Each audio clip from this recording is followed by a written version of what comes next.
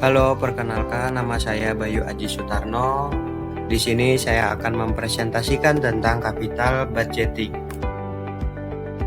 Nah, selanjutnya ada pengertian. Capital budgeting diartikan sebagai keseluruhan proses analisis proyek-proyek dan pemilihan proyek yang akan dijadikan pilihan investasi yang berbasis pada analisis aliran kas masuk dan kas keluar proyek.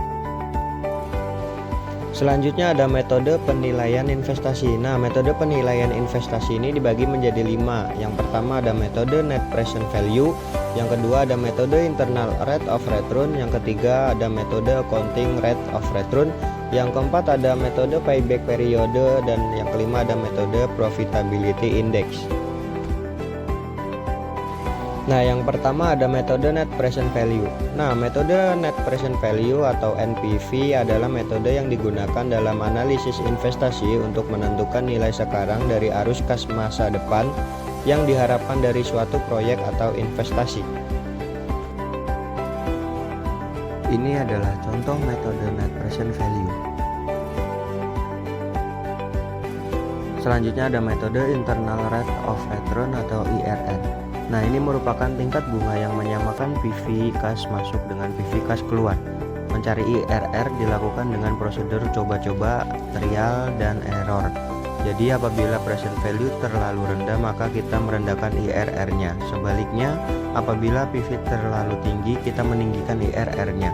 Untuk mencari besarnya diperlukan data NPV yang mempunyai dua kutub, yaitu positif dan negatif.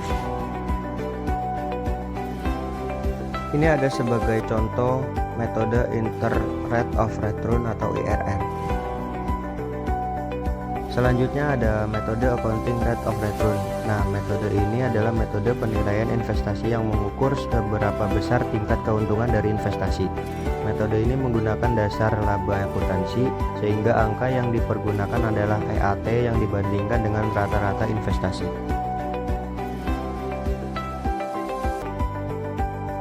Ini adalah contoh metode accounting rate of return. Selanjutnya ada metode payback period. Nah, metode ini menghitung berapa investasi yang dilakukan bisa kembali. Hasil perhitungannya dinyatakan satuan waktu. Berikut adalah contoh metode payback period. Metode yang terakhir adalah metode profitability index. Nah, metode ini menghitung perbandingan antara PV dari penerimaan dengan PV dari investasi. Bila PI ini lebih dari 1, maka proyek investasi dianggap layak untuk dijalankan. Sekian presentasi dari saya. Bila ada kesalahan mohon dimaafkan. Terima kasih.